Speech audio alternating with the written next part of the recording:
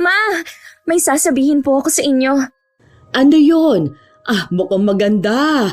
Masaya ka kasi eh. Sobrang saya talaga. Para akong nasa alapaap. Ano bang sasabihin mo? Nagaya na si Maynard ng kasal. Ay, binabati kita.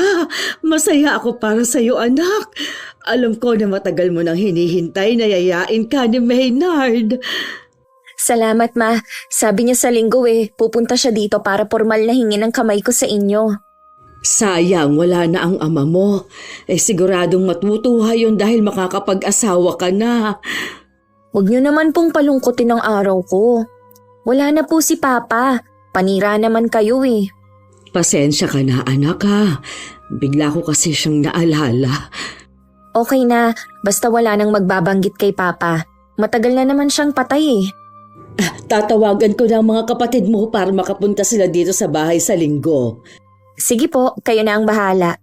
Siya nga pala Ma, sa pagkain hintayin niyo ang ibibigay kong listahan.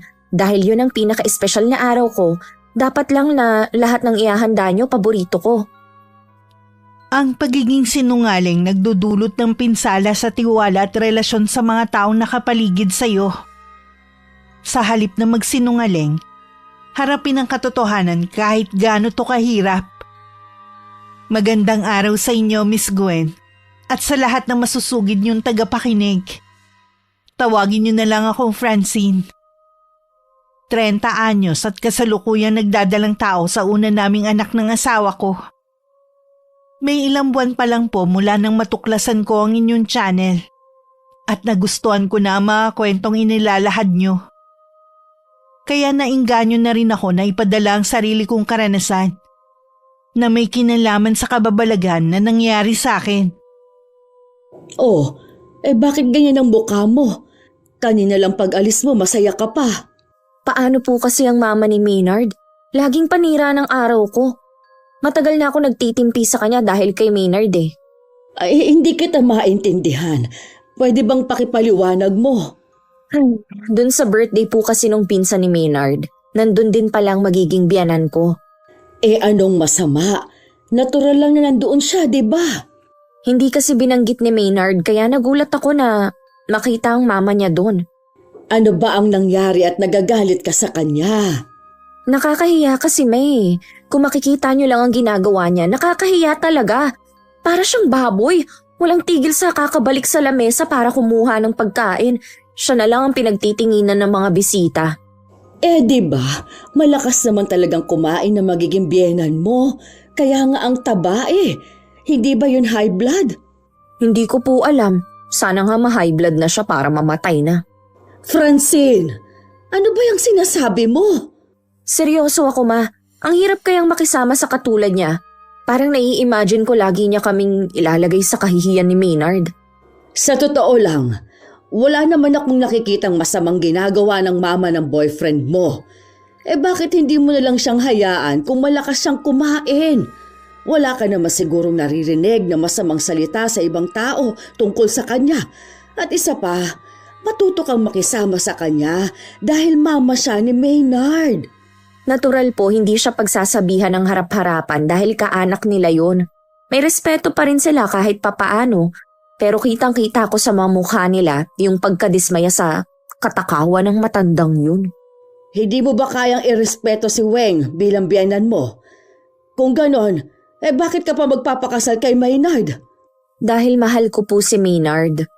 Kung talagang mahal mo siya, lahat ng mahalagang tao sa kanya, kailangan mong mahalin, kasama na ang mama niya. Parang ang hirap naman po nun.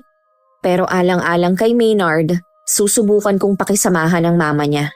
Huwag mo lang subukan. Gawin mo dahil magiging pamilya mo na rin sila. Hindi ako nakapagsalita sa sinabing yun ni Mama. Napapaisip din ako kung sakaling magpakasal kami. Makakasama ko kaya si Mama Weng at ang PWD niyang anak. Ngayon ko lang din naalala. Katulad ni Mama, wala na ring asawa ang magiging biyanan ko at si Maynard ang breadwinner ng pamilya nila. Oras na ikasal kami ni Maynard. Ako na ang magiging reyna ng bahay ninyo. Ako lang at wala ng iba.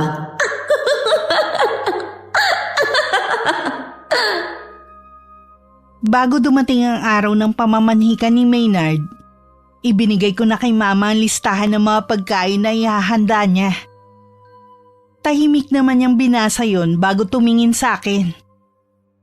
Baka hindi ko kayaning lutuin ang lahat ng ito, anak. Pwede bang humingi ako ng tulong sa mga malalapit nating kamag-anak? Pwede naman po, bayaran nyo na lang pagkatapos makapagluto at saka nyo na paalisin. Gusto ko kasi tayo-tayo lang ang nandito. Sige. Si Maynard ba hindi magdadala? Meron po, kaya lang sa lakas kumain ng mama niya. Baka pumuubusan tayo. Mabuti na rin po na sobrang pagkain natin. Sige. Ako nang bahala sa mga ito. Aagahan kong pamimili bukas. Siya nga pala ma, yung barbecue, huwag nyo ilagay sa mesa ang para sa akin. Baka pati yun, malantakan ng matakaw kong biyanan. Itira nyo yung 20 peraso ha. Oo, ako nang bahala. Pinakapaborito mo nga palang pagkain ng barbecue. Kaya nga ako ang naglista para lahat ng paborito kong pagkain matikman ko sa araw na yon. Iha, sana naman kapag nandito si Weng, pakitaan mo naman siya ng maganda. Wala naman akong magagawa kundi pakisamahan ng maayos ang magiging biyanan ko eh. Sana lang, wag na niyang isama pa ang PWD niyang anak. Abay syempre, asahan mo nang kasama siya dahil pamilya sila ni Maynard. Hindi ko tuloy maiwasang mag-alala dahil sa ipinapakita mong ugali. Huwag niyong sabihin na nag-aalala kayo sa kanila kaysa sa akin. Alam ko naman na kaya mong pangalagaan ang sarili mo. Inaalala ko lang, baka kapag kasama mo na sila sa iisang bubong tratuhin mo ng hindi maganda. Baka yan pa ang pag-awayan ninyong mag-asawa. Kapag po ikinasal na kami ni Maynard, natural po na ako na ang priority niya. Hindi na ang mama at kapatid niya. Sa akin na siya susunod. Gusto kong maging tahimik ang magiging buhay mo kapag nag-asawa ka. Hindi yung para kang naghahamon pa ng away. Noon pa kasi naiinis na ako sa mama ni Maynard. Kahit saan mo talaga siya dalhin, ang takaw niya. Puro pagkain na lang yata ang nasa utak niya eh. Napailing na lang si Mama at saka siya tumalikod. Humalukip-kip naman ako at parang tukso pa na lumitaw sa utak ko ang itsura na magiging biyanan ko. Dumating na nga ang araw na pinakahihintay ko. Hindi ko inaasahang luluhod pa sa harapan ko si Maynard habang inilalagay ang singsing sa daliri ko. Mangiyak-ngiyak pa ako noon at halos hindi makapagsalita. Nagsisigawan naman sa tuwa sina Mama, mga kapatid ko at kani-kanilang asawa. Isang matamis naman na oo ang sinagot ko kay Maynard. Dahil sa sobrang saya ko, hindi ako agad nakakain. Ma, pakilabas nyo na nga po yung barbecue. Ay naku anak, pasensya ka na.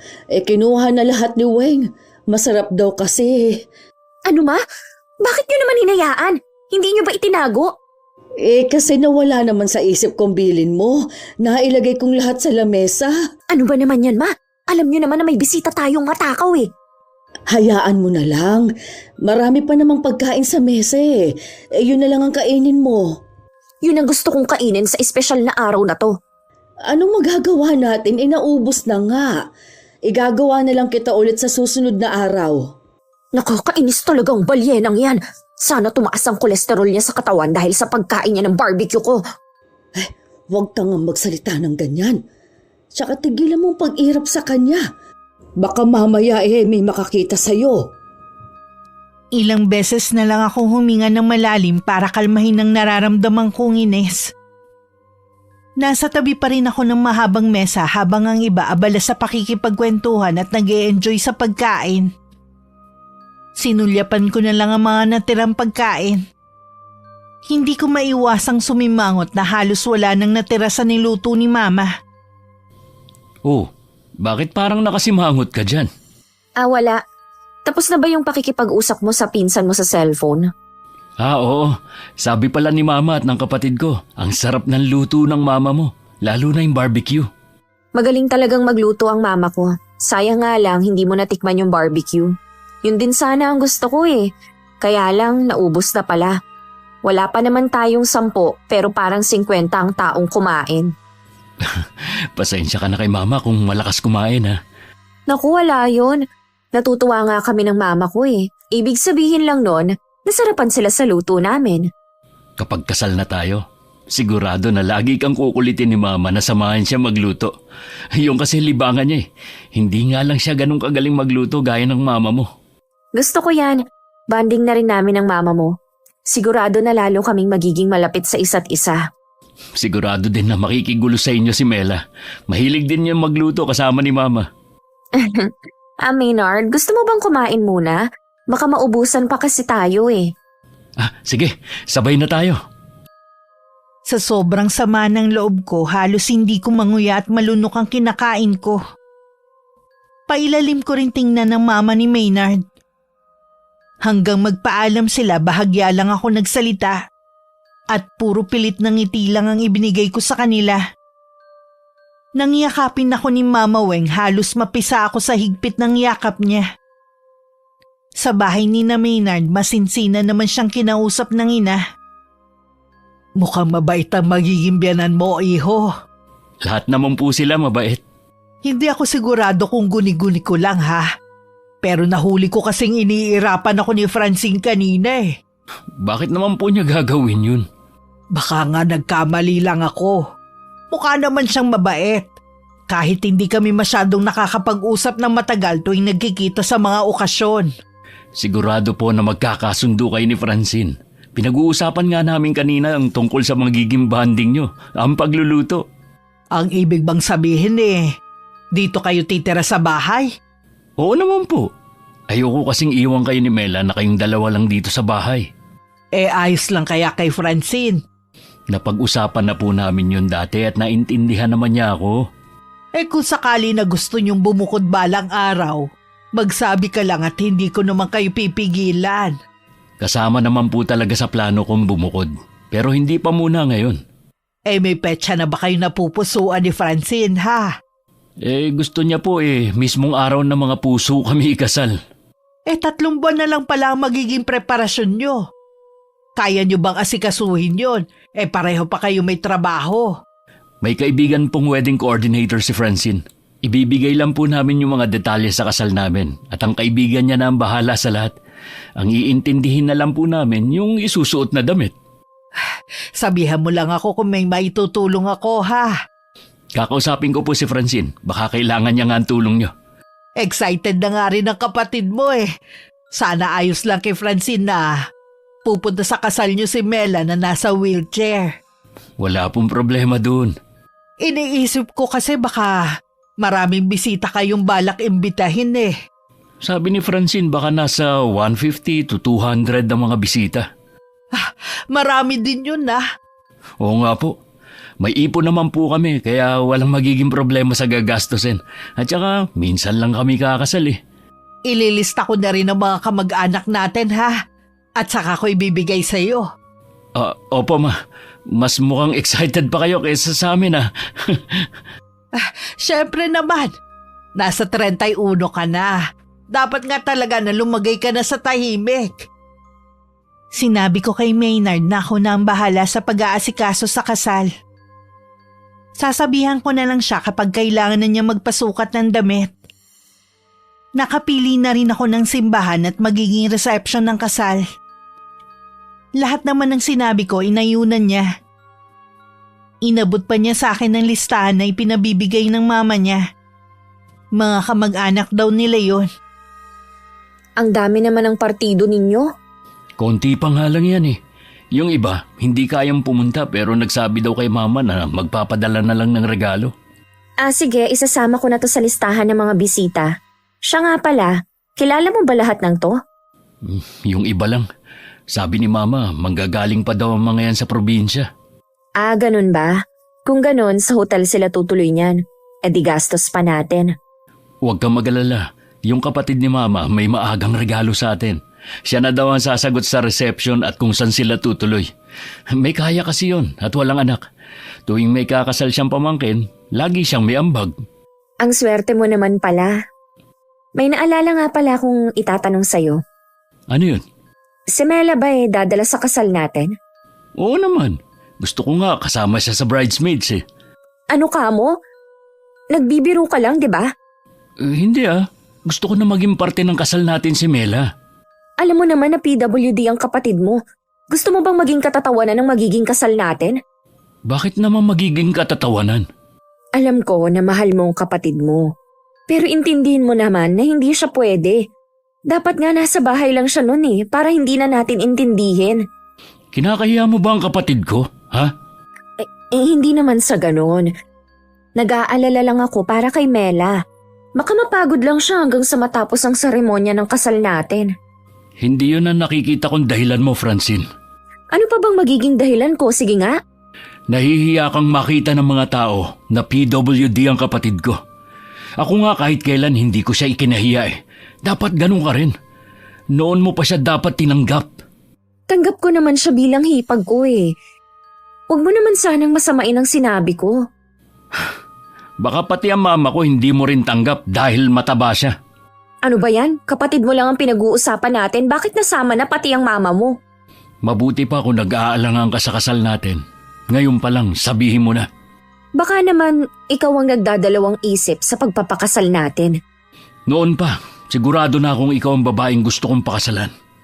Ang gusto ko lang sana, tanggapin mo ng buo ang pamilya ko. Yun naman pala Sigurado na rin ako sa'yo. Tanggap ko rin ang pamilya mo. Sige, ituloy mo na yung pagpaplano mo sa kasal natin. Mabuti naman, naliwanagan ka na rin. Para tuloy nawalan na ako ng gana na mag-asikaso sa kasal namin. Buong akala ko kasi mapapapayag ko siyang hindi na padaluhin sa kasal namin ng kapatid niya. Minsan na nga lang akong ikakasal. Sisirain pa ng kapatid at mama niya. Siguradong sila na lang ang pagtitinginan hanggang sa reception. Dahil ang mama niya daig pa ang patay gutom. Umalis na ba si Maynard? Dinamihan ko pa naman ang sinaing ko dahil akala ko dito siya kakain.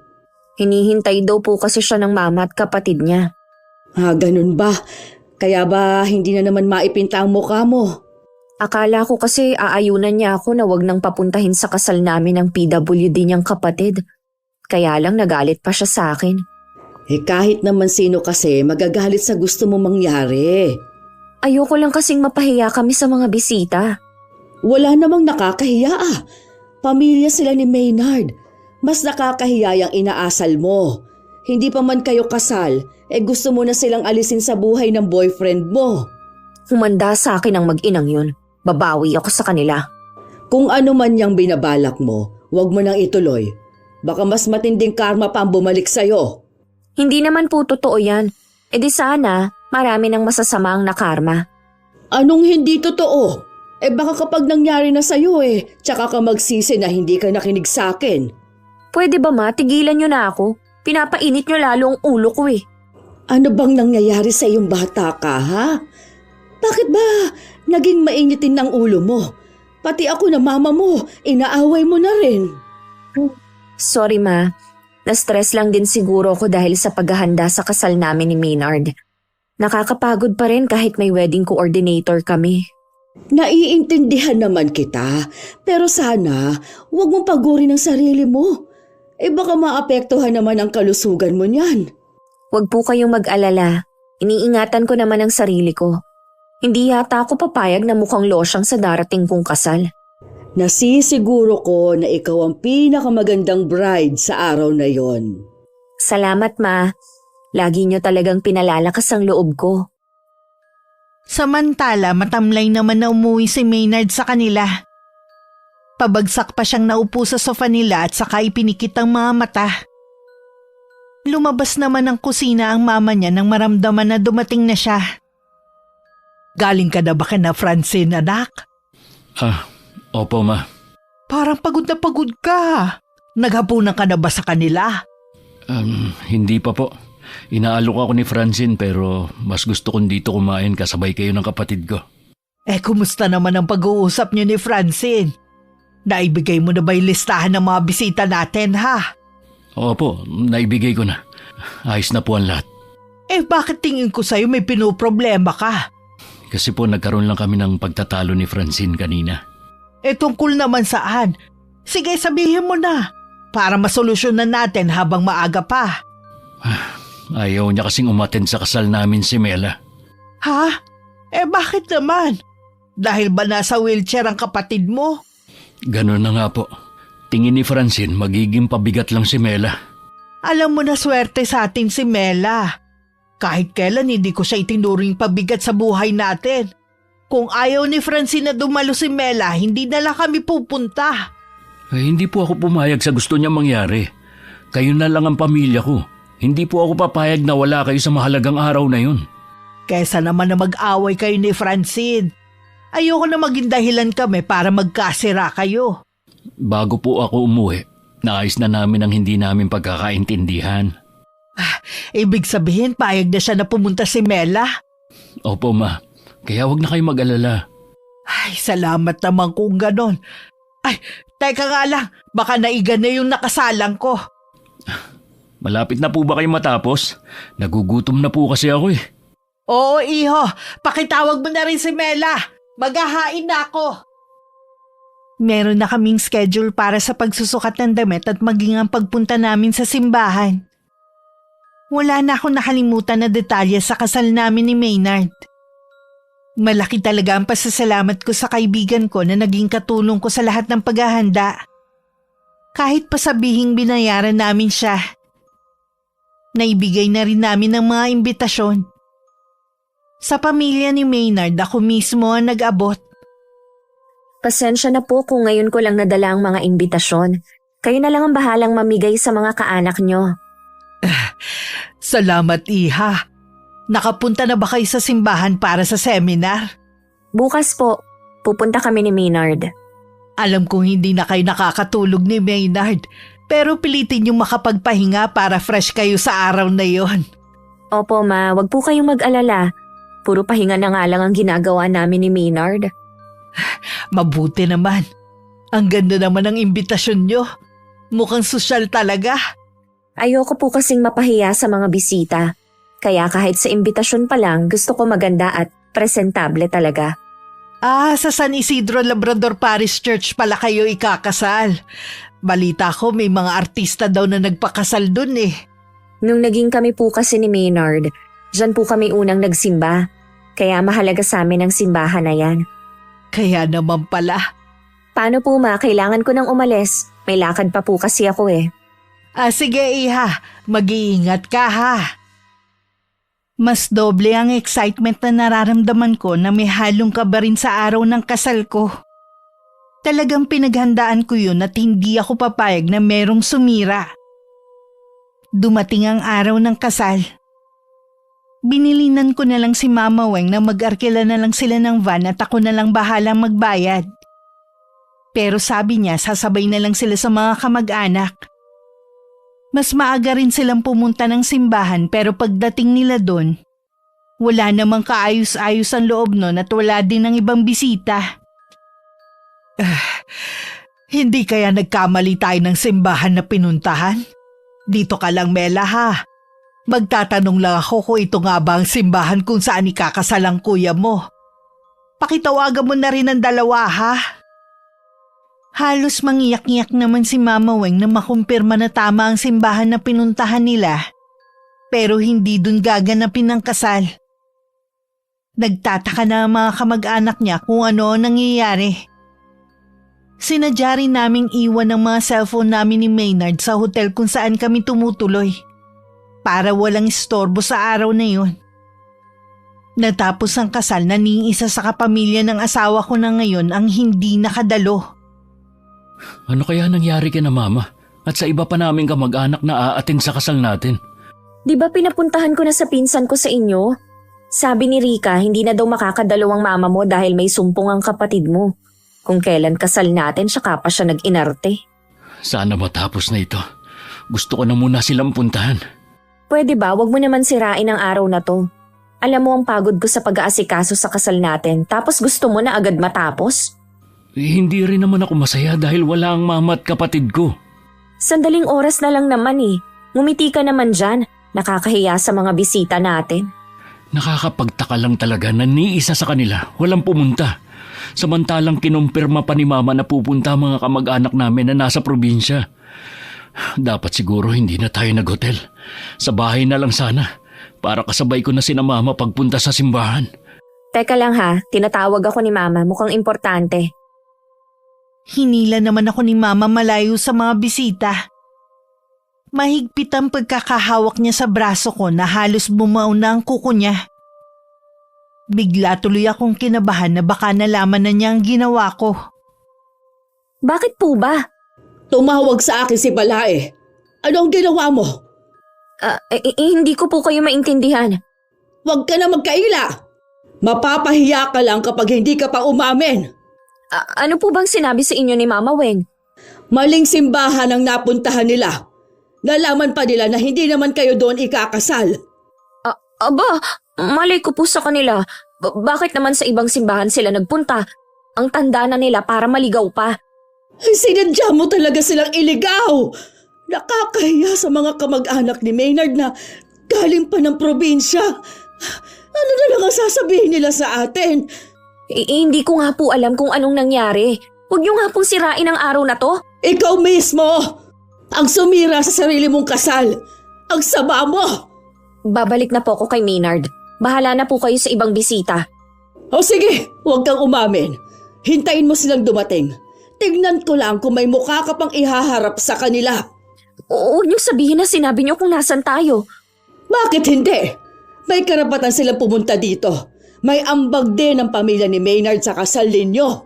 Baka magkagulo lang dito dahil sa ginawa niyo. O anong gusto mo? Magsinungaling din ako sa balae ko, ha? Mas gusto niyo pa palang mapahamak ako, ganun ba? Sa sama kasi ng ugali mo, ayan ang napapala mo.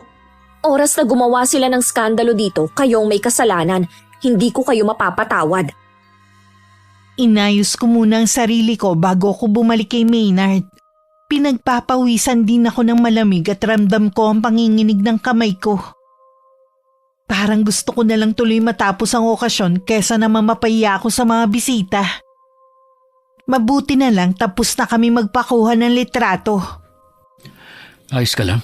Namumutla ka. Napapagod na siguro ako. Gusto mo bang magpahinga na muna sa kwarto natin? Hindi ba nakakahiya na iwan ng mga bisita? Yung kaibigan mo na lang muna ang bahala. Hindi naman sila pababayaan eh. Sige. Tapos bumalik na lang tayo mamaya. Kulang na lang hilahin ko si Maynard para makaalis na agad kami sa lugar na yun. Nakahinga lang ako ng maluwag nang nasa kwarto na kami. Pero ilang sandali lang may kumatok na agad. Bago ko pa mapigilan si Maynard, nabuksan na niya ang pinto. Oh, Ma! Bakit ngayon lang kayo? Paano mo to nagawa sa akin, Maynard? Paano niyo naatim na magbuka kaming tanga sa harapan pamandi ng mga kamag-anak natin? Hindi ko po kayo maintindihan. Totoo po bang sinumpong na naman si Mela kaya hindi kayo nakapunta? Yan bang sinabi ng babaeng yan? Bakit hindi ka magsalita, Francine? Mama Weng, araw po ng kasal namin to. Huwag po sana kayong gagawa ng iskandalo. Bakit? Nahihiya ka sa kalokohan na ginawa mo, ha? Ano ba nangyayari dito? Francine, pwede ba magpaliwanag ka? Ayan ang imbitasyon na ibinigay ng babaeng yan. Ano ito? Hindi naman ganito ang imbitasyon na pinagawa namin At hindi rin sa simbahan na to kami kinasal. Malinaw na para kaming pusa na iniligaw ng babaeng yan dahil ayaw niya kaming pumunta sa kasal niyo. Francine, totoo ba ito? Ginawa mo ba yung kana Mama sa mga kamag-anak ko? Tsaka na lang natin yan pag-usapan. Bumalik na tayo sa reception. Baka hinahanap na tayo ng mga bisita. Wala nang bisita na naghihintay sa inyo. Kaya ngayon na natin pag-usapan ang ginawa mo. Huwag mong sabihin na sinabi mo sa kanila na... Hindi ako. Pero mga kamag-anak namin na nag-abala pang lumuwas para lang masaksihan ang kasal ng anak ko. Anong karapatan mo para sirain ang kasal ko? Ikaw pa talaga may ganang magalit, ha? Ang mabuti pa, ibalik niyo lahat ng ibinigay ng tsuhi ni Maynard. Nakakaya kayo! Wala naman akong kasalanan sa nangyari sa inyo eh. Si Marivic ang may kagagawa ng lahat. Yung wedding coordinator namin, siyang dahilan kung bakit kayo naligaw. Siyang may kasalanan. Napakasinungaling mo. Huli ka na nga, lulusot ka pa. Sandali lang. Relax muna tayo. Aalamin ko kung ano nangyari. Huwag mo sabihin na magpapauto ka pa rin sa babaeng yan. Ma, Kung ayaw niya pala kaming pumunta sa kasal niyo, sana sinabi na lang niya. Pero ikaw mismo ang nagsabi na ayos na ang lahat. Yung pala, merong masamang plano ang babaeng yan. Huwag na huwag mong dadalhin sa bahay ang asawa mo. Ma, sandali lang. Huwag muna kayong umalis. Pag-usapan natin to, ayoko sumama ang loob niyo sa amin. Sa bahay na lang tayo mag-usap. Hihintayin ka namin doon. Nakatungo at laylay ang balikat ni Maynard na pumasok ulit sa kwarto namin. Ako naman patuloy sa pag-iyak. Kung ano-ano ang pumapasok sa isip ko ng mga sandaling yun. Mabuti naman umalis na ang mama mo. Anong gagawin natin? Sinira niyang pinaghandaan nating kasal. Umamin ka nga. Talaga bang ginawa mo yun sa pamilya ko? Ha? Wala nga akong kinalaman sa nangyari sa kanila. Ang mabuti pa si Marivic na lang ang kausapin mo. Kinuha ko lang naman sa kanya ang imbitasyon at saka ko na pinamigay. Malay ko bang mali pa lang nakalagay na impormasyon doon. Hindi ako makapaniwalang nagawa kong pasamain ang loob ng mama ko. Biktima rin ako dito. Dapat sa akin ka maawa. Kakausapin ko si Marivic. Kanina pa siya nakauwi bago tayo umakyat dito sa kwarto. Nagpaalam siya kanina na masama ang pakiramdam. Ang iniwan lang niya ay ang kanang kamay niya. Hindi pa naman tapos ang kasal. Bakit siya umalis agad? Hindi ko alam. Basta yun lang ang sabi niya. Masama ang pakiramdam niya. Tingin ko tumakas lang siya para hindi siya makumpronta sa ginawa niya. Dahil sa kanya may masisira siyang pamilya. Haharap naman ako sa nanay mo. Pero sana wag naman ngayon Pati ako gulong-gulo eh. Kailangan nating harapin ang galit ng mga kamag-anak ko. Dahil sa abala na nagawa natin. Wala naman tayong kasalanan. Kaya hindi natin kailangan magpaliwanag sa kanila. Baka ipahiya lang nila tayo sa labas. Ako na lang ang haharap sa kanila. Dito ka na lang. Pero ayaw niya talagang papigil. Kainis naman kasi ang biyanan ko eh. Nagkulong lang ako sa loob ng kwarto hanggang makabalik si Maynard. Nagtaka naman ako kung bakit may pasasya sa kanang mata niya. Sinuntok daw siya ng isa niyang pinsan dahil sa nangyari. Kahit anong paliwanag niya, hindi siya pinakinggan ng mga yun. Kinabukasan naman umuwi muna si Maynard sa kanila. Samantalang ako sa bahay naman namin. Nagpunta na po kami sa pulis para ireklamo si Marivic sa ginawa niya. Hanggang ngayon ba naman naniniwala ka pa rin sa kasinungalingan ng asawa mo, ha? Matagal niya itong plinano. Kaya nga po hinahanap na yung coordinator para malaman ang totoo. Nasa harapan mo na ang katotohanan. Imulat mo lang ang mga mata mo. Ma, asawa ko na po si Francine. Sana maintindihan niyo ako. Isang araw mo palang naasawa ang babaeng yon. Ako at ang kapatid mo buong buhay mong kasama. Huwag niyo sanang isipin na kinakampihan ko siya. Gusto ko lang gumitna. Sa ipinapakita mo halata naman na nasa panig ka niya. Ano po ba ang gusto niyong gawin ko? Iwan ko si Francine? Ang gusto kong malaman, bakit kailangan niyang gawin yun sa amin? Maayos naman ang pakita namin sa kanya. Alam ko naman po yun. Mula pa noon, naging mabuti na kayo sa kanya. Paano pa tayo haharap sa mga tiyuhin at tiyahin mo ngayon? Hindi ko alam kung makakauwi pa ako at makakaharap sa kanila sa probinsya natin. Hindi naman sa'yo kaila ang plano ko. Lahat ng masasakit na salita natanggap ko sa kanila. Sinuntok pa nga ako ni Dino Hindi pa ba sapat yun para mapatawad nila tayo? Walang salitang sasapat sa ginawa ng asawa mo sa partido natin. Alam ko po na dahil sa nangyari, nag-iba na ang tingin niyo kay Francine. Kaya po hindi na kami dito titira. Pansamantala, doon po muna kami kina Mama Lydia. Masakit sa akin na hindi matuloy ang plano mo na dumito. Pero sana lawakan mo ang pag-unawa mo. Hindi ko pa kayang tanggapin ng asawa mo. Naiintindihan ko naman kayo. Dadalawin ko na lang kayo ng madalas dito. Ingatan mo ang sarili mo. Huwag mo kaming alalahanin ng kapatid mo dito. Ayos lang naman kami. Tumawag kayo sa akin kapag may kailangan kayo o may biglang emergency dito. Pupuntahan ko kayo kaagad. Niyakap pa ni Mama Weng ang anak habang naiiyak. Kinausap din ni Maynard ang kapatid at humingi ng dispensa sa nangyari. Umalis na rin siya sa kanila nang masiguro na maayos na ang lagay ng ina at kapatid niya. Nang mga oras na yun magkausap din kami ng mama ko.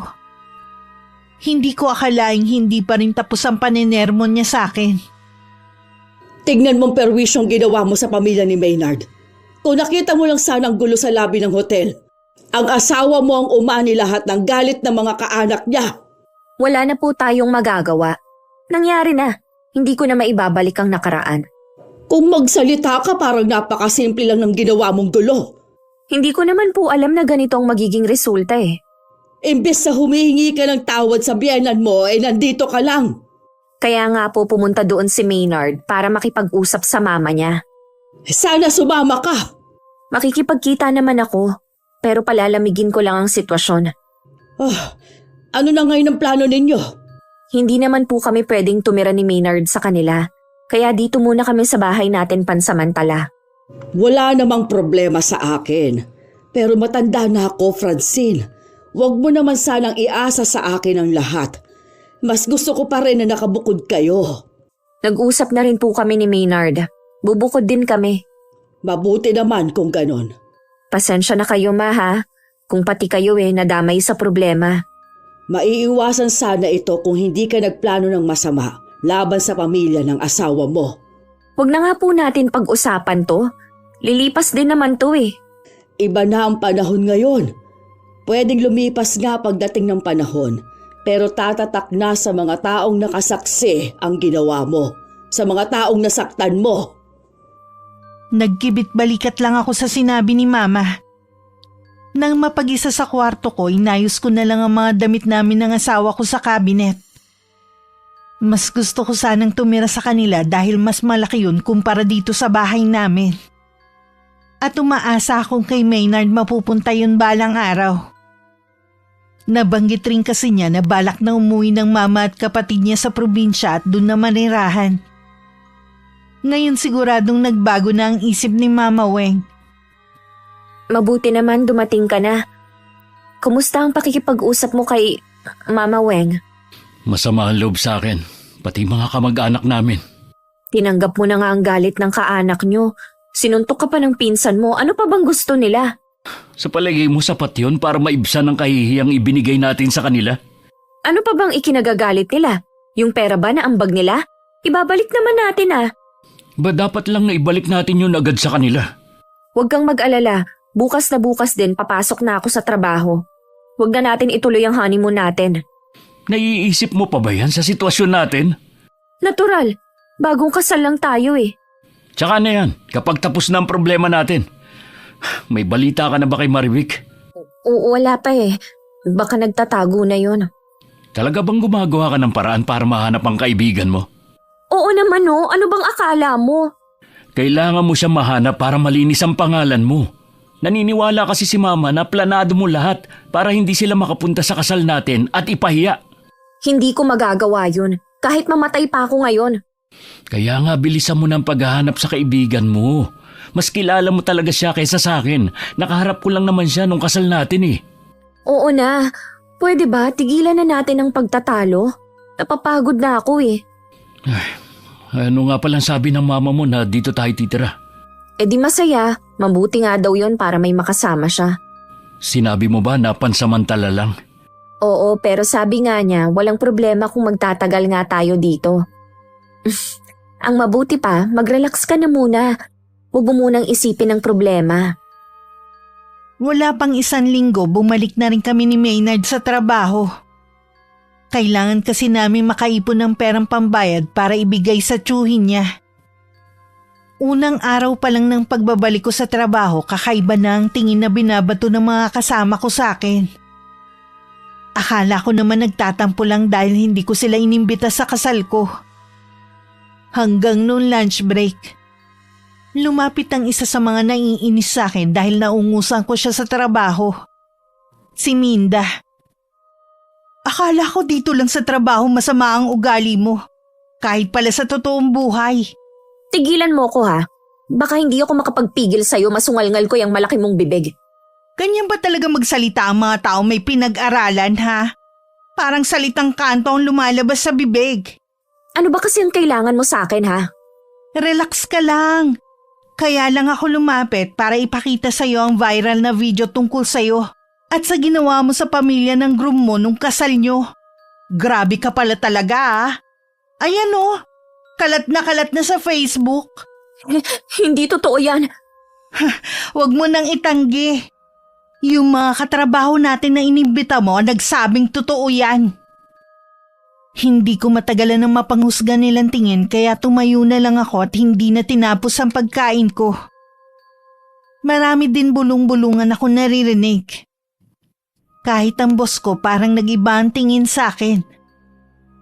Para tuloy gusto kong lumubog sa kinatatayuan ko ng mga sandaling yun. Ilang sandali rin ako nagkulong sa banyo hanggang kumalma ko. Buisit talaga. Kasalanan to ng mama ni Maynard at ng PWD niyang kapatid. Sinira ninyo ang kasal ko. Hanggang matapos ang oras ng trabaho ko at makauwi ako ng bahay para akong lutang. Pakiramdam ko lahat ng tao kilala ang pagmumukha ko dahil sa iskandalong nangyari. Nandyan ka na pala. Magkasabay ba kayo ng asawa mo? Nauna na ako sa kanya. Oh, bakit parang masama na naman ang araw mo? Alam niyo po ba yung kumakalat sa Facebook? Ano ba yun? Alam mo namang hindi ako mahilig mag-Facebook. Kaya lang ako may cellphone dahil kailangan ko ng pangtawag. May kumakalat tungkol sa kasal namin ni Maynard. Kung anong nangyari nung araw na yon. Ang ipinagtataka ko, detalyado lahat. Kaya alam kong merong nagpakalat nun. Sino kaya ang gagawa nun? Sino pa ba? Hindi ang pamilya ni Maynard.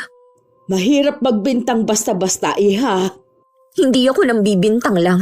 Nasisiguro ko sila lang ang gagawa nun. Mga walang ya talaga. Francine! Sumusobra na talagang lumalabas sa bibig mo. Hindi ka na ba talaga matutong mahiya, ha? Bakit? Totoo naman ah. Mga walang ya sila. Sinira nila ang kasal ko. Walang dapat sisihin kundi ikaw mismo. Sige, magwala ka dyan nang makita ni Maynard. Ang gusto ko lang naman maging maayos ang kasal ko eh. Maging maganda sa mata ng mga bisita. Sa pagligaw sa mga taong mahalaga sa asawa mo. O tingnan mo tuloy ang naging resulta. Sa kagustuhan mong maging perpektong kasal, ang dami mong naperwisyo at may nasaktan ka pang tao. Ano pong gagawin ko? Aminin mo ang kasalanan mo kay Maynard at humingi ka ng tawad sa biyenan mo at hipag. Hindi pwede. Makaiwan ako ni Maynard. Anong gusto mo? Ibang tao magbayad sa kasalanan mo? Alam mo na walang kasalanan si Marivic. Dinamay mo pa yung tao na nagtatrabaho lang. Basta, wala kong aaminin. Ay pues, bahala kang lumalay ang problema mo na ikaw rin naman ang may kagagawan. Naabutan ako umiiyak ni Maynard. Labis naman nag-aalala ang asawa ko sa akin. Sinabi naman ni Mama ang dahilan ng pag-iyak ko. May hinala ako na pamilya mo rin ang may kagagawan. Bakit kumalat yun? May nakita nga akong post ng kapatid ko. Naglalabas siya ng sama ng loob sa account niya. Si Mela ang may kagagawan? Naglabas lang siya ng saloobin niya pero wala siyang pinost na video o litrato. Anong karapatan ng kapatid mo na sirain tayo? Problema ng pamilya inilalabas niya? Ano bang gusto niya makakuha ng simpatsya? Tapos tayo ang lalabas na masama. Wala na tayong magagawa. Hindi natin kontrolado ang mga tao sa social media. Wala ka man lang gagawin, ha? Huhupa din yan. Huwag na lang natin pansinin. Palibhasa kasi hindi ikaw ang napapahiya sa trabaho. Napapahiya din ako. Kung alam mo lang kung anong sinasabi nila sa akin. Tama naman sila eh. Sarili kong pamilya daig pa pusang iniligaw sa mismong kasal ko. Kulang na nga lang magtakip ako ng mukha para walang makakilala sa akin. Kung makapanghusga sila, akala mo mga santong walang nagagawang mali. Wala naman silang alam sa totoong nangyari. Pamilya ko talaga ang biktima rito. Silang napahiya. Kaya ba gumaganti sila sa atin? Nasa kanila na yun. Hindi naman natin sila pwedeng bawalan sa gusto nilang gawin eh. Pagsabihan mo ang kapatid mong inutil. Wala na nga siyang silbi, perwisyo pang ginagawa niya. Francine, huwag ka munang tumalikod. Nag-uusap pa tayo. Ay, ako na ang humihingi ng pasensya sa inasal ni Francine. Kailangan na talaga makita kung nasan si Marivic para malinis na ang pangalan namin. Buo din kasi ang paniniwala ng iba naming kaanak na magkasabwat kami mag-asawa sa nangyari. Sa totoo lang po, ayoko nang ipagtanggol ang sarili ko sa mga bintang nila. Huwag kang mawala ng pag-asa. Maaayos din ang problema ninyo. Sa tingin ko po, ito ang problema na walang solusyon kundi panahon na lang ang makapagsasabi. Siguro nga. Sana huwag kang magagalit sa anak ko. Biktima rin po ang anak niyo ng kaibigan niya. Pagpasok ko ulit sa trabaho, kapansin-pansin ang pag-iwas ng mga kasamahan ko sa akin. Harap-harapan din akong pinariringgan ni Minda at ng mga kasama niya. Hindi man lang iniisip ng mga to na mas mataas ang posisyon ko sa kanila. Bago umuwi, tumawag sa akin si Maynard at sinabing gagabihin siya ng uwi. Dadaan daw muna siya sa bahay nila. Si Mela po? Nasa kwarto niya. Alam niya kasing darating ka kaya nagkulong na siya. Ma, pwede niyo bang pagsabihan si Mela na tigilan ang pagpo-post sa account niya nang tungkol sa nangyari? Lalo lang kasing gumugulo ang sitwasyon. Sige, sasabihan ko siya. Pero hindi ako nangangako na titigil na siya. Hanggang ngayon kasi masama pa rin ang loob ng kapatid mo. Naiintindihan ko naman po siya. Pero sana maintindihan din niya. Naapektuhan na talaga kami sa mga sinasabi ng mga tao sa amin. Huwag na nating pag-usapan yan. Alam mo na ba ang pinapasabi sa'yo ng Tio Ernest mo? Alam ko po na hindi pa naman niya kailangan ng pera eh. Bakit naman po niya kami ginigipit? Ikakasal na rin kasi ang isa mong pinsan. Siguro doon niya ibibigay. Wala akong ganong kalaking halaga. Pero hahanap ako ng paraan. Sana po, kausapin niyo siya na bigyan pa kami ng palugit. Huwag mo sa akin sabihin niya kundi sa tiyuhin mo. Ang problema po, lagi naman siyang galit. Hindi mo naman siya masisisi. Pagod na akong magpaliwanag, ma. Tutulong ang tiyuhin mo para mahanap agad si Marivic. Malalaman mo rin ang totoo na si Francine lahat ang may pakana. Bakit ba ganyan na lang ang galit niyo kay Francine? Dapat siyang tinatanong mo niyan at hindi ako. Aalis na po ako. Wala rin naman mangyayari sa pag-uusap natin eh. Kasi nga bulag ka sa asawa mo. Hindi kita pinalaki at pinag-aral para maging sunod-sunuran lang sa babaeng yon. Sana nga po magpakita na si Marivic. Siya lang po makakapagbigay linaw sa lahat. Sinabi naman sa akin ni Maynard ang paniningil ng tiyuhin niya at ang plano nitong pahanap si Marivic. Sa narinig ko, bigla akong nakaramdam ng takot.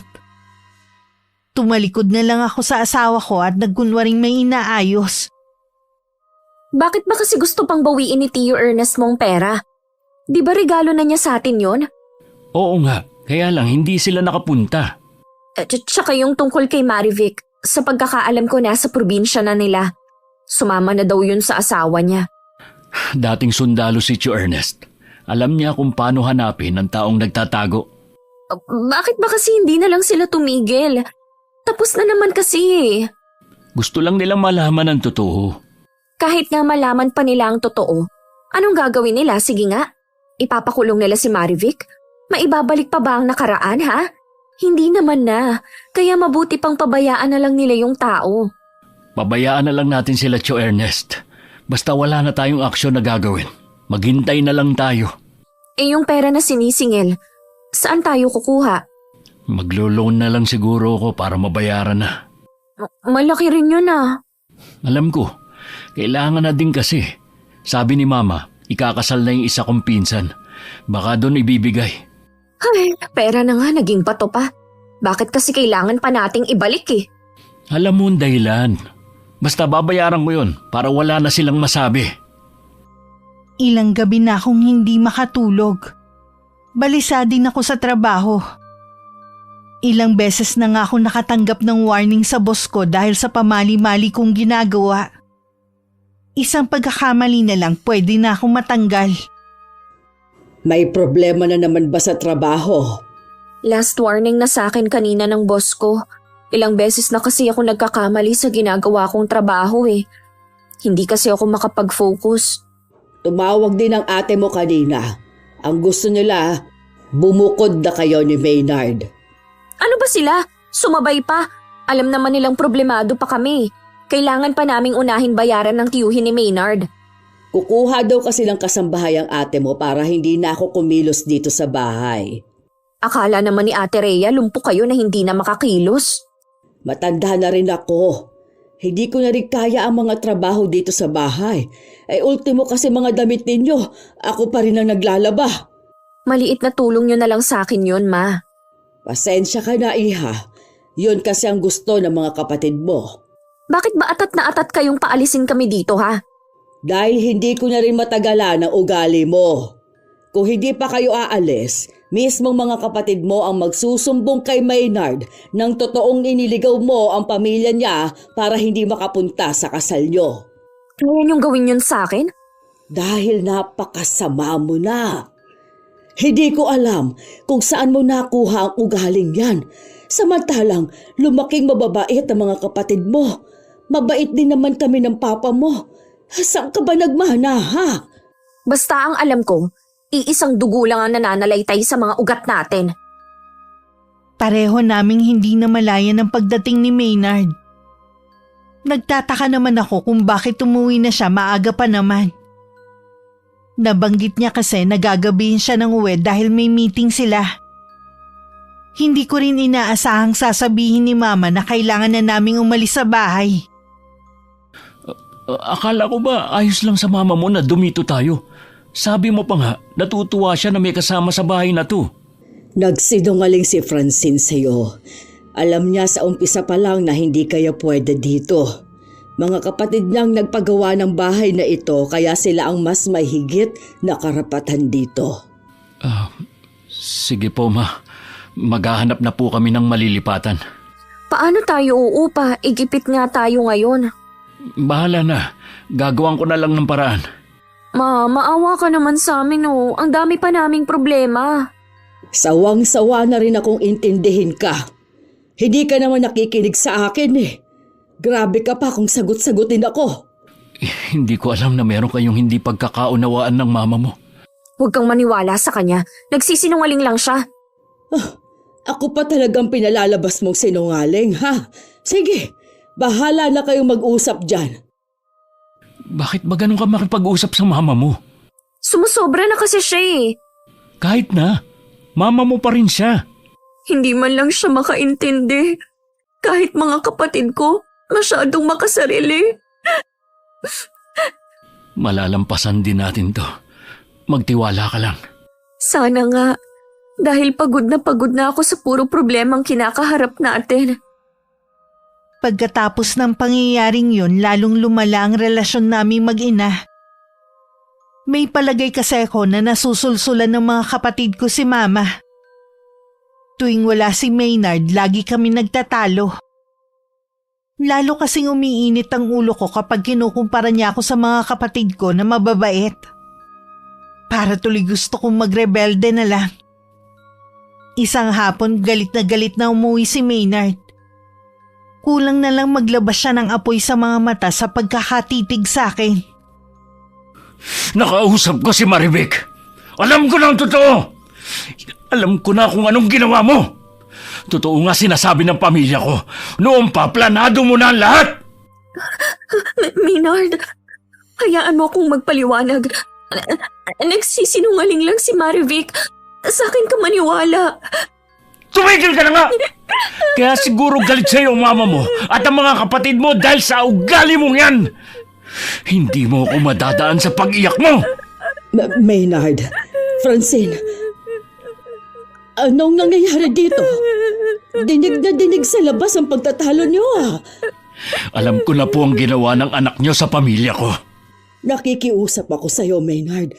Pag-usapan niyo ito ng mahinahon. Ang gusto ko lang malaman kung bakit niya yun ginawa. Pinagtanggol ko pa naman siya. Dahil ba malakas kumain ang mama ko at nasa wheelchair ang kapatid ko? Yung ba ang dahilan ng anak niyo? Magtapat kayo, Mama Lydia. Alam niyo ba ang plano ng anak niyo? Nalaman ko lang nung nasa reception ng kasal na tayo. Nagtataka kasi ako kung bakit wala ni isa sa pamilya mong nakarating. Pinagmukha mo kaming tanga. Hanggang ngayon, ginagago mo pa rin ako kung hindi ko pa mismo nakausap si Marivic at marinig sa kanya lahat. Maniwala ka sa akin. Gawa-gawa lang nila yan. Hindi ko magagawa sa pamilya mong ibinibintang nila sa akin. Hanggang kailan ka magkakaila? Umami na nga mama mo eh. Tama na, anak. Para matapos na ito, humingi ka na lang ng tawad sa lahat ng naperwisyo at nasaktan mo. Kung hihingi ba ako ng tawad sa pamilya mo, hindi mo ako iiwan. Dapat nga hindi kita pinakasalan eh. Kung nalaman ko lang na mas maaga ang ugali mo, hindi ko itutuloy ang pagpapakasal sa'yo. Maawang ka sa akin. Huwag mo akong iwan. Hindi ko alam kung kaya pa kitang patawarin sa ginawa mo. Bakit hindi? Mag-asawa na tayo. Hindi mo ako pwedeng basta nalang talikuran ang pangako mo sa harap ng altar. Tama si Francine, iho. Ang pinagbuklod ng Diyos ay hindi pwedeng basta na lang maghihiwalay dahil lang sa isang problema. Problema na mismong anak niyo ang may gawa. Alam kong masama ang ginawa niya, pero sana ayusin ninyo ang pagsasama ninyo. Bakit ba hindi ko agad nakita ang tunay mong kulay? Bakit naging bulag ako? Sa bahay pa rin kami nakatira pero hindi na katulad dati ang samahan namin ni Maynard. Para akong estranghero sa kanya. Kahit anong gawin ko o sabihin, hindi niya ako pinapansin. Lalo pang nagngit-ngit ang kalooban ko nang makita ko ang mga post niya sa account niya kasama ang pamilya sa kasal ng pinsan niya. Hindi na nga niya ako isinama, hindi man lang nagpaalam sa akin. Kaya nung umuwi siya, hindi ko na napigilang kumprontahin siya. Ano bang akala mo sa akin, ha? Tau-tauhan lang? Ano ba problema mo? Hindi mo na nga ako pinapansin, hindi ka pa marunong magpaalam sa akin. Bakit hindi ka man lang nagsabi sa akin na pupunta ka sa kasal ng pinsan mo? Kahit sabihin ko sa'yo, hindi ka naman pwedeng sumama. At nagpaalam ako kay Mama Lydia. Dapat sa akin ka nagpaalam, hindi kay mama. Alam ko naman na hindi ka papayag eh. At isa pa, pagkakataon ko na rin to para maayos ang pamilya namin na muntik na masira nang dahil sa kagagawan mo. Hindi pa rin ba matapos-tapos ang issue na yon, ha? Nagdurusa na nga ako eh. Hindi niyo pa rin makalimutan. Hindi ka nga marunong humingi ng tawad eh. Sa pagtrato mo sa akin, hindi na ako hihingi ng tawad kahit kailan. Eh di wag, bahala ka na sa buhay mo. At total, nag-uusap na naman tayo ngayon. Babalik na ako sa bahay namin. Paano ako? Mag-asawa pa rin naman tayo eh. Pwede kang sumama pero tanggapin mo ang galit ni Mama at ng kapatid ko. Baka mas matindi pang maging trato nila sa akin kesa sa'yo. Wala na akong magagawa kung ayaw mo. Gusto ko rin bumawi sa kanila dahil sa hindi makataong ginawa mo. Parang hindi na ikaw ang dating Maynard na minahal ko noon. Ang bilis mong magbago. Ay sana alam mo kung bakit. Kahit anong pigil ko na wag umalis si Maynard, bumalik pa rin siya sa bahay nila. Naiwan naman akong sugatan at talunan. Nabaliwala lahat ng paghihirap ko para magkaroon ng sariling pamilya. Ilang araw ko rin pinag-isipan ang gagawin ko. Sa sandaling to, buo na ang loob ko sa pakikipagkita kay Mama Weng at Mela. Pero pagdating ko sa kanila, ang kapatid lang ni Maynard ang naabutan ko. Nakapasok ako dahil nasa akin pa rin ang duplicate ng susi na ipinatago sa akin ng asawa ko. Nagkaroon kami ng mainit na pagtatalo na naging dahilan para itulak ko siya. At mahulog siya sa wheelchair at mabagok ang ulo. Mela! Gumising ka! Diyos ko po! May dugo! Ano gagawin ko? Lagot ako nito kapag naabutan ako ni Maynard o ni Mama Weng. Hindi dapat nila ako maabutan dito. Sana tuluyan ka na lang mamatay. Makaganti man lang ako sa inyo. Mabilis akong umalis sa bahay nila. Palingalinga pa ako sa takot na may makakita sa akin. Mabuti na lang pagdating ko sa amin, wala pa si Mama. Bumalik ako sa kwarto at saka nahiga. Alam kasi ni Mama masama ang pakiramdam ko. Talaga namang may sinat ako ng araw na yun kaya hindi ako nakapasok sa trabaho. Pagdating ni Mama Weng sa kanila, napasigaw na lang siya nang makita ang nakahandusay na katawan ng anak sa sahig. Agad siyang humingi ng tulong para madala agad sa ospital si Mela. Ma, kumusta si Mela? Ginagamot pa siya ng doktor. Malaki kasi ang sugat sa ulo niya. Matapang si Mela. Alam ko malalampasan niya to. Dapat hindi ko na lang siya iniwang mag-isa. Sana ay hindi to nangyari sa kanya. Lagi niyo naman siyang iniiwan mag-isa noon eh. Wala naman nangyayari. Oo nga. Naisip ko tuloy na baka hindi aksidente ang nangyari.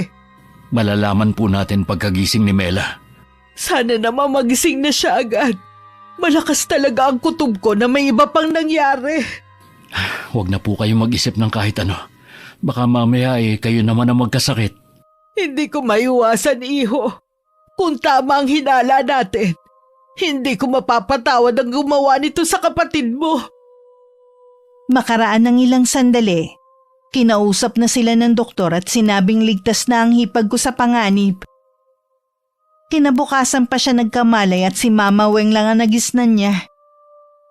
Nagulat talaga ang biyanan ko nang malaman ng buong pangyayari. Nang araw na yun, sumugod ang biyanan ko sa bahay namin. Balae! Napadalaw ka ata. Nandyan ba ang anak mo? Oo. Kahapon pa siya hindi pumapasok dahil masama ang pakiramdam. Kahapon pa siya masama ang pakiramdam? Napakagaling talagang umarte ng anak mo, no? Teka lang, Balae. Ano na naman ba ang ginawa ng anak ko? Bakit galit ka na naman sa kanya? Muntik nang patayin ng anak mo si Mela. Mabuti na lang nakauwi agad ako ng araw na yun at nadala siya sa ospital. Imposible ang sinasabi mo. Narinig mo naman, may sakit mula pa kahapon si Francine. Hindi ako naniniwala. At wag mong palalabasin na sinungaling ang anak ko. Wala naman akong sinasabi na sinungaling ang anak mo. Baka nagkamali lamang siya. Hindi magagawa ng anak kong ibinibintang mo. Ilabas mo na lang kasi siya. Nandito na ako, Mama Weng. Mabuti naman nagpakita ka na. Sa akala mo ba makakaligtas ka sa ginawa mo kay Mela sa pagpapanggap mong may sakit? Kahapon pa po masama ang pakiramdam ko. Ano po bang nangyari kay Mela? Pumunta ka raw sa bahay na galit na galit. Nag-away kayo at saka mo siya itinulak. Dahilan para mabagok ang ulo niya. Ang mama ko po ang magpapatunay na nandito lang ako kahapon. Sa galing mo magsinungaling, baka pati siya nauto mo na rin. Bahala na po kayo kung ayaw niyong maniwala sa akin. Hindi lang po si mama ang magpapatunay na nandito lang ako kahapon at hindi umaalis. Hindi talaga. Sa ginawa mong to, hindi ko na to palalampasin pa. Kung hindi ka aamin, may paraan ako para lumabas ang katotohanan. Nakikiusap po ako sa inyo. Umalis na kayo. Sige na, Balae. Bumalik ka na lang kapag magaling na si Francine. Hindi ko na kailangan bumalik. Sapat na sa akin ang alam ko na nagsisinungaling ang anak mo. Inalalayan naman ako ni Mama na makaupo. Kanina pa ako nakakaramdam ng hilo dahil sa sama ng pakiramdam. Para din akong kinakapos sa paghinga. Buwisit talagang matandang yon. Buti umalis na siya. Balang araw, tatanda ka rin. Hindi ka dapat nagsasalita ng masama sa biyenan mo. Tatanda man ako, hindi naman ako magiging tulad niya. Sino kaya ang umatake kay Mela? Kawawa naman. Mabuti, hindi malala ang nangyari. Malay ko, ayan na naman kayo eh. Imbis na sa akin kayo makisimpat siya, sa kanila kayo naaawa. Huwag ka naman magalit, Iha.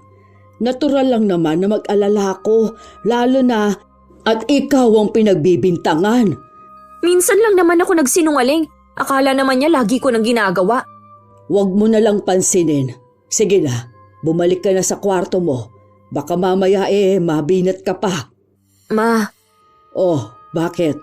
Nagbanta si Mama Weng. Hindi kaya ipakulong nila ako? Wala naman silang ebidensya na ikaw ang umatake kay Mela. At saka nandito ka nga sa bahay kahapon. Kaya huwag kang matakot pa. Hindi ko pa rin maiwasang matakot.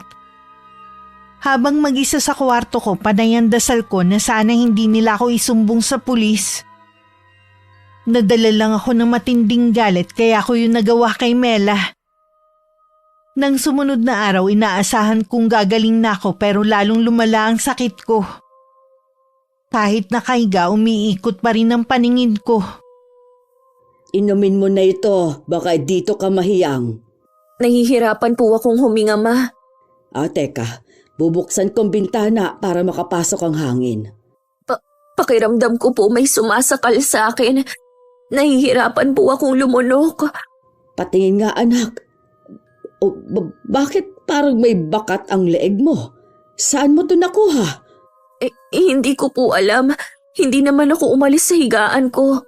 Kapag hindi pa rin bumuti ang pakiramdam mo ay dadalhin na kita sa ospital. Sobrang init din po ng loob ng katawan ko na parang sinisilaban.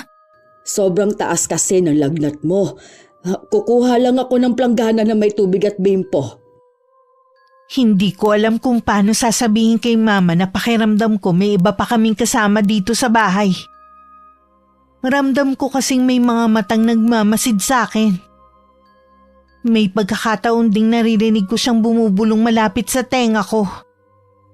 Habang mag-isa, nararamdaman ko na naman siya. Sino ka ba? Magpakita ka kung sino ka man! Francine! Sinong kausap mo? Alam ko po man na may iba pa tayong kasama sa bahay na to. Lagi niyang pinagmamasdan ng mga kilos natin. Dito ka na lumaki at nagkaisip. Walang multo o di natin kauri ang namamahay dito. Kung meron man, sana noon pa sila nagparamdam. Maniwala ka sa akin, Ma. Dala lang siguro yan ng mataas na lagnat mo kaya nahihibang ka na. Pupunasan kita para bumaba na yung lagnat mo. Ano to? Kanina wala naman to Alin po, Ma? Itong mga pasa mo sa katawan. Hanggang dito pala sa binti ay meron. Hindi lang ito basta pasa, anak. Para bang may bumugbog sa'yo. Baka po, gawa po ng kasama natin sa bahay. Huwag mo nga akong takutin, Iha. Dadalhin na kita sa ospital ngayon. Ayoko, Ma. Dito lang ako. Pakiusap po. Kaya lang, anak. Sige na nga. Pero kapag hindi pa rin bumuti ang lagay mo bukas, dadalhin na kita sa doktor sa ayaw at sa gusto mo. Opo, Ma. Salamat po sa pag-aalaga ninyo sa akin. Kahit masama ang ugali ko. Patawarin mo sana ako kung nasabihan kita ng mga masasakit na salita. Mahal ko kayong lahat ng mga kapatid mo. Gusto ko lang kasi kitang turuan ng leksyon na makita mo ang mga mali mong ginagawa. Kaya lang, naisip ko na mali ang paraan ko. May anino po sa likod ninyo. Ha? Francine, sigurado ka ba, anak? Francine! Nawalan siya ng malay. Nagdedeliryo na yata ang batang ito at kung ano-anong sinasabi. Paglingon ni Mama, wala naman siyang nakitang anino. Pero napansin niya na bukas ang pinto. Sa pagkakatanda niya, isinara niya yung pagpasok kanina. Napalakas pa nga ang pagkakasara niya. Kaya nagtataka siya kung paano nabuksan yun. Napaantanda na lang bigla si Mama.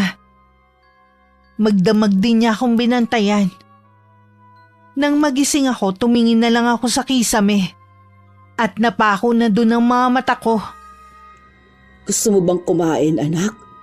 Nagluto ako ng sopas kanina. Ayoko po, Ma. Paano kang lalakas niyan kung hindi ka kakain? Normal lang temperatura mo.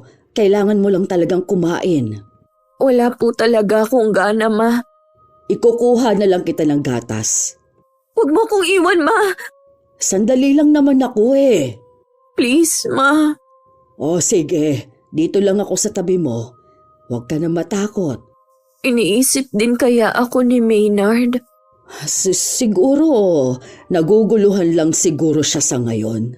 Habang nandito ako sa bahay, Parang ang dami kong naiisip na mali kong ginawa. Ang sama ko, Ma. Tama kayo. Ang sama ko. May pagkakataon pa namang ituwid ang lahat ng pagkakamali mo. Ma, ako nga po ang tumulak kay Mela. Nung umalis kayo ng araw na yun, lumabas din ako at nagpunta ako sa bahay nila. Gusto ko lang sanang makipag-usap kay Mama Weng. Kaya lang po kung ano-ano na mga sinabi ni Mela sa akin. Ipapakalat pa daw niya lahat ng ginawa ko. Kaya bigla pong nagdilim ang paningin ko. Mabuti at hindi mo siya napatay. Kinatigan ka pa rin ng Diyos para hindi magkasala. Hindi na po nila ako mapapatawad, Ma. Lalo na si Maynard. May karapatan naman silang kamuhian ako eh. Ang mahalaga, nagsisisi ka na sa mga nagawa mo. Bakit kasi laging nasa huli ang pagsisisi? Masyado kong nabulagan sa nararamdaman ko. Masyado kong naghahanap ng perpektong tao at mga bagay. Samantalang ako, marami ding kapintasan. Ganun talaga. Ang mahalaga naman, matuto tayo sa lahat ng mga pagkakamaling nagawa natin. Kinuha ko pa ang kamay ni Mama at dinala ko sa pisngi ko. Hinaplos naman niya ang ulo ko hanggang makatulog ako. Nang mahimbing na ako, lumabas muna sandali si Mama. Pagbalik niya, may nakita siyang aninong nakatayo sa tabi ng higaan ko. Mabilis na gumapang ang kilabot sa buong katawan niya. Kahit natatakot, mas nanaig sa kanya ang protektahan ako. Saan po kayo pupunta? Bakit kayo nakabihis? May kailangan lang akong puntahan tao na makakatulong sa paggaling mo. Ang ate mo muna ang magbabantay sa'yo. Okay na po ang pakiramdam ko ngayon. Pakiramdam ko bumabalik na ulit ang lakas ko. Hindi tayo pwedeng magpakampante, anak. Nasisiguro ko na hindi pangkaraniwan ang sakit na dumapo sa'yo. Ano po ang ibig ninyong sabihin? Pagbalik ko na lang, tsaka ko ipaliliwanag sa'yo. Sige po, Ma. Ay bakit kaya wala pang ate mo? Sabi niya kanina papunta na siya. Ma, pwede niyo po bang puntahan si Maynard pagkatapos ng lakad niyo? Gusto ko lang po siyang makausap. Sige anak, pupuntahan ko rin siya. Oh, may kumakatok. Baka ang ate mo na yan. Dumating nga ang ate ko. Bumakas agad sa kanya ang labis na pag-aalala sa akin. Hindi din siya umalis sa tabi ko gaya ng bilin ni Mama. Bigla tuloy ako nahiya dahil sa mga ipinakita kong masama sa kanya. Isang kakilalang albularyo ang pinuntahan ni Mama. Dinala niya ang litrato ko at damit na hinubad. May hinala na kasi si Mama sa totoong nangyayari sa akin. Pagkaraan ng ilang sandali, umalis na rin siya at tumuloy sa bahay ni na Maynard. Mama Lydia, kayo po pala. Pasensya ka na kung pumunta ako ng walang pasabi. Okay lang naman po. Kumusta po kayo? Si Francine? Maayos naman ang lagay ko. Si Francine, may sakit siya ngayon. Hindi pangkaraniwan ang sakit na basta na lang dumapo sa kanya. Dinala niyo na po ba sa ospital? Hindi doktor ang makapagpapagaling sa kanya. Dahil sa sumpa, kaya siya naghihirap. Hindi ko po kayo maintindihan. May kumukulam kay Francine. Tanging mama mo lang ang nagbanta sa kanya noon at pagkatapos, nag-umpisa ng lumala ang kalagayan niya. Hindi po magagawa yun ng mama ko. Mabait po siya. Kahit gaano pa kabait ang isang ina, oras na masaktan ang kanyang anak, lahat kayang gawin. Nauunawaan ko sa bagay na yan si Balae, pero sana maunawaan rin niya ang nararamdaman ko. Walang ina na kayang tiisin ang paghihirap ng anak. Pakisabi sa kanya, meron akong kakilala na magaling na albularyo. Mas malakas sa kapangyarihang itim na taglay ng taong inutusan niya. Kung lahat ay kaya niyang gawin, gayon din ako. Huwag na sanang umabot sa ganon. Parang alam ko na po kung sino ang nilapitan ni Mama. Isang kamag-anak namin sa probinsya. Kakausapin ko po ang mama ko. Maraming salamat, iho. Meron nga palang pinapasabi sa iyo si Francine. Sana daw pagbigyan mong hiling niya na makausap ka. Maniwala ka, iho. Malaki na ang ipinagbago ng anak ko. Pupuntahan ko po siya pagkatapos kong kausapin si Mama. Aasahan ka namin, iho. Sige, kailangan ko na ring umalis. Mula nang magkasakit si Francine, hanggat maaari ayaw niya akong mawawala sa paningin niya. Hindi naman nagtagal, dumating na rin si Mama Weng. Nang banggitin ni Maynard ang pagpunta sa kanila ng mama ko, bigla na lang nagbago ang aura niya. At ang masayang ngiti niya ay nabura din. Anong ginawa ni Lydia dito? Alam niya na kayo nagpapakulam kay Francine. Lumapit ba kayo kay Chapas? Tama lang ang nangyari sa babaeng yun. Muntik na niyang mapatay ang kapatid mo. Oo nga, pero hindi pa rin tama ang ginawa niyong pagganti. Kanino ka ba talaga kampe, ha? Wala po akong kinakampihan. Ayoko lang na mas lumala ang alitan sa pagitan niyo ng asawa ko. Sabi din ni Mama Lydia, nagbago na si Francine. Naniniwala ako na nagsisisi na siya. Kaya nakikiusap ako sa inyo, Ma. Ipabawi niyo na kay Chapas ang sumpa niya. Hindi ko gagawin yon. Kailangan magbayad ang asawa mo sa lahat ng ginawa niya sa atin. Lalo na sa amin ng kapatid mo. Sabi ni Mama Lydia, may kilala siyang magaling na albularyo. Mas higit na magaling kaysa kay Chapas. Huwag niyo naman pong hayaan na mapahamak din ang kapatid niyo. Alam niyo ang pwedeng mangyari sa kanya oras na ibalik ng manggagamot ang sumpa sa kanya. Bakit ba lagi na lang nagwawagi ang mga masasama? Hindi, Ma. Laging nagwawagi ang mabuti. Dahil sa nangyari kay Francine, napag-isip-isip niya ang mga maling nagawa niya. Alam ko na hindi kayo likas na masama. Nadala lang kayo ng galit dahil sa nangyari kay Mela. Sige na nga. Kakausapin ko na si Ate Paz. Alang-alang sa'yo. Alam kong mahal mo si Francine. At masasaktan ka kapag may masamang nangyari sa kanya. Salamat, Ma. Alam ko na mas mangingibabaw pa rin sa inyo ang kabutihan. Pakisabi kay Balay at kay Francine na patawarin nila ako. Muntik ko nang mailagay sa kamay ko ang batas. Mabait si Mama Lydia. Hindi siya galit sa inyo. Nauunawaan daw niyang nararamdaman yung galit dahil pareho lang kayong ina. Ilang oras na lang magdadapit hapon na. Nakakaramdam na naman ako ng matinding kaba. Pinilit kong bumangon at saka sumandal. Marami pa ring pasa ang buong katawan ko at sumakit din ng mga to. Pati mga mata ko parang gustong lumuwa. Sa tindi ng kabog ng dibdib ko, halos hindi na ako makahinga. Kanina pa dumating si Mama at may ginagawa lang sa kusina. Ma! Ay, bakit, iha? May kailangan ka ba? Dito na muna kayo sa tabi ko. Nagugutom ka ba o nauuhaw kaya? Wala po akong gusto. Umayos ka ng higa mo. Babantayan kita hanggang makatulog ka. Parang meron sa loob ng tiyan ko, Ma. Oh, ano bang nararamdaman mo? Parang may gustong lumabas. Ang sakit. Huwag ka mag-alala. Matatapos na rin ang nararamdaman mong paghihirap. Alam ng albularyo ang kailangan niyang gawin. Ano po ba ang sakit ko? Bakit kayo sa albularyo lumapit? Anak, may kumukulam sa'yo. Kaya pala ang hirap ipaliwanag ng nangyayari sa akin. Sigurado na matindi ang galit sa akin ng taong yon. Manalig ka lang. Hindi ka niya pababayaan. Pinagsisisihan mo na rin ang mga mali mong nagawa. At yon ang mahalaga. Malinis na ang iyong puso. Wala nang nananahan na galit.